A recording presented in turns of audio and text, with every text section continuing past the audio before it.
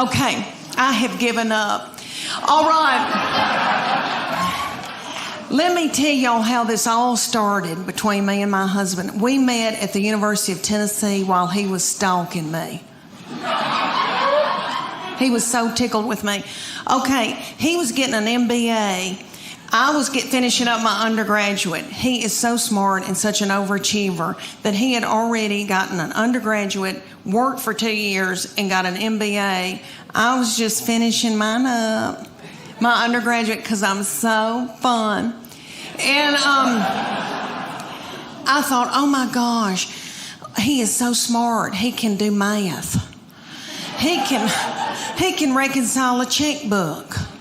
There's no telling where we're going to go, what we're going to see, how we're going to live. Well, we graduated and he decided to buy a used mobile home business in Bean Station, Tennessee. And I know y'all don't know where Bean Station is. In the foothills of the Appalachian Mountains.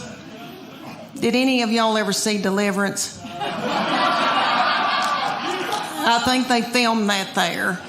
Beautiful, beautiful lakes and pretty and all that. But so he moved me there and he wanted me to be in sales for him at this used mobile home business. So I did that day. Until I saw a family drive up in a Gremlin with the window out and a 9-year-old smoking a cigarette. That's the truth. She lit it off of her meemaw. And that's her grandmother. Do I need an interpreter? Okay. She lit it off her grandmama. And so I quit that day and I went home and I got pregnant that night. All right.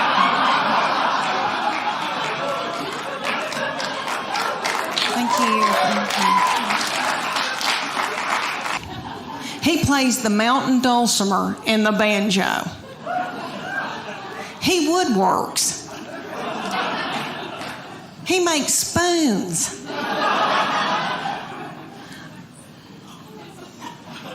He makes spoons. I mean, he is so yummy. All right, his favorite music is gospel bluegrass. His favorite... Oh, well, no. Okay. Ding-a-ding-a-ding. All right. His favorite artist was Dr. Ralph Stanley. Dr. Ralph... Look at you. Look at you. Knowing who Dr. Ralph Stanley is. Okay, for those of you who don't, he was on the Oh Brother Where Art Thou. That is probably the most famous thing he did. But he was the godfather of Mountain Soul. He ended up dying at like 92. And had a little cowboy hat propped on his head. Yummy. Okay, he would come through Knoxville and I would take my son to see Dr. Ralph when my son couldn't drive.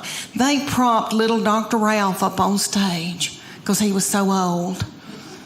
I almost threw my panties at him because that's what you do to Tom Jones. And I love him. But anyway, I'm standing there listening to Dr. Ralph Stanley singing gospel bluegrass, and I think to myself, how many teenage boys are listening to this? What are teenage boys listening to? Rihanna, Walk a Flock of Flame, some of that nasty goings on.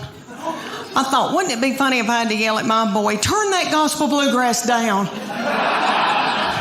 You're out of control. If I hear I saw the light one more time.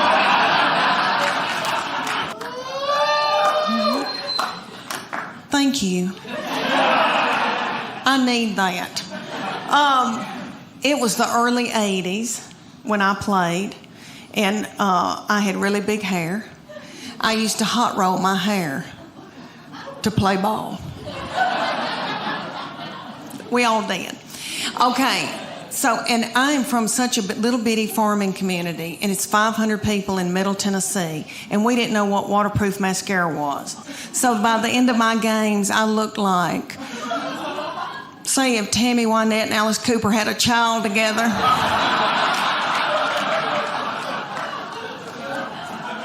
I was a forward. Sometimes I had to be the center if Mary Dallin had to take her baby to the health department. He's a big man. He's 6'4". He can kick a door in, and I like that.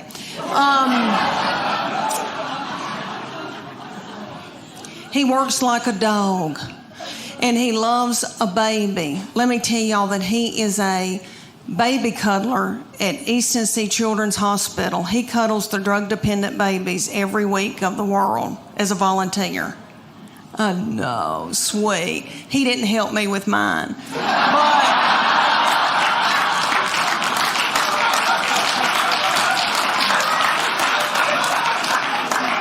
Because he was out making a living and paying for all this. We've got 2 still in college, and I wanted a 4th baby so bad when my baby child went to kindergarten. I nearly grieved myself to death. I thought, Lord, what am I going to do with all this time on my hands? I hope I don't get hooked on whiskey and start honky-tonking. And about 3 weeks into her going to kindergarten, I was like, woohoo! Woohoo! Now I can go get a pap smear without somebody sitting on my head.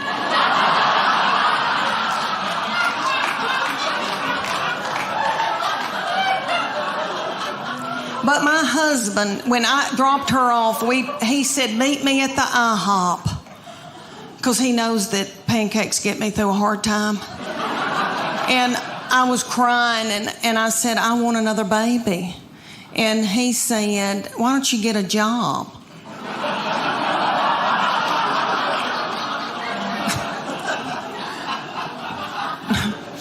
Yeah, right. So I said, I want a 4th baby. And he said, y'all are sucking the financial life out of me. So he bought me a dachshund. I had that dachshund for years. She's gone now. But let me tell you, she and I both got thyroid issues. She had cushions. I was walking her in our neighborhood one day, and a little girl came out in her driveway, and she said, can I pet your groundhog? You'd think I'd look forward to being an empty nester. Some people go, woo. I don't feel woo. I miss them. My husband misses them. I found Netflix when the last one left, my baby child, she's now 20, when she left, I took to the bed and I ate chocolate-covered blueberries that you get at Target. And I found Netflix, and I binge-watched Scandal. Have y'all seen Scandal? That first season, the chemistry between the 2 main characters, I think something's really going on. Anyway, it set me on fire. And so I laid up in the bed and watched that and ordered Jimmy John's from my bed. And my husband said, are you all right? But I ended up getting sciatica from laying in the bed. I didn't get bed sores. I got sciatica and then ended up having to get physical therapy that cost $1,000 because of my deductible. But anyway, I grieve so much over my kids being gone. All right, so when my husband gets home, he's as sad as I am. When he gets home, we just stare out into space. And he's very quiet. He's an introvert. He doesn't talk. He doesn't chat. So I just sit and talk to myself and join. Because I have joined Weight Watchers 9 times and lost 7 pounds in all. Come to find out, you have to follow a program. I know that, but I go because the meetings are funny. And it's like going to a comedy club. It really is. It's like AA, but it's for people who eat their emotions. And that's who I am. I eat my emotions. Like my husband would come home and the kids would be fighting and he'd say something like, what have you done all day? And I'd eat a hot dog and I don't even know where it came from. Well, I had to keep from drinking whiskey. I didn't want to get hooked on whiskey with little children. So I joined Weight Watchers so many times, and this last time, Oprah bought it. And they had Oprah on TV, and she was twirling pasta on a fork and running through tall grass. And I thought, well, if she can do it, I can do it. No. So, no, turns out, no, for the ninth time. But what the deal is they give you a point value on food. So, fruits and vegetables are free.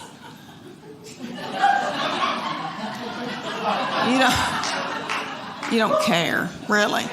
And like a piece of beef that's the size of a credit card.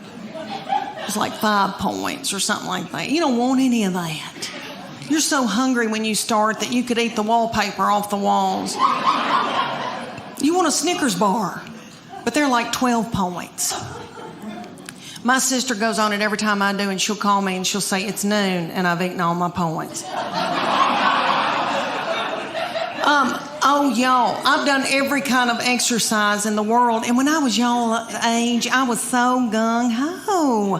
And I wanted to go and do, and I wanted to be firm and tone. And then one day I just said, I don't care. But, and that's a good feeling too. But when I was y'all's in the hospital, I probably weigh about the same that I had a baby in the hospital. And back then, I remember thinking, oh my gosh, what in the world's happened to me? And I had my class reunion right after I had my first baby, and I wore a big jumper, and I was nursing. And I remember like drinking a Diet Coke, and my breast milk shot out the front of my dress. And then one of my friends from high school said, when are you going to have your baby? And I was like, I've had my baby.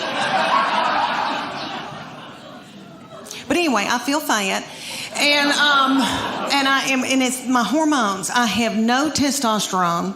I went to the doctor. I had no testosterone, no progesterone.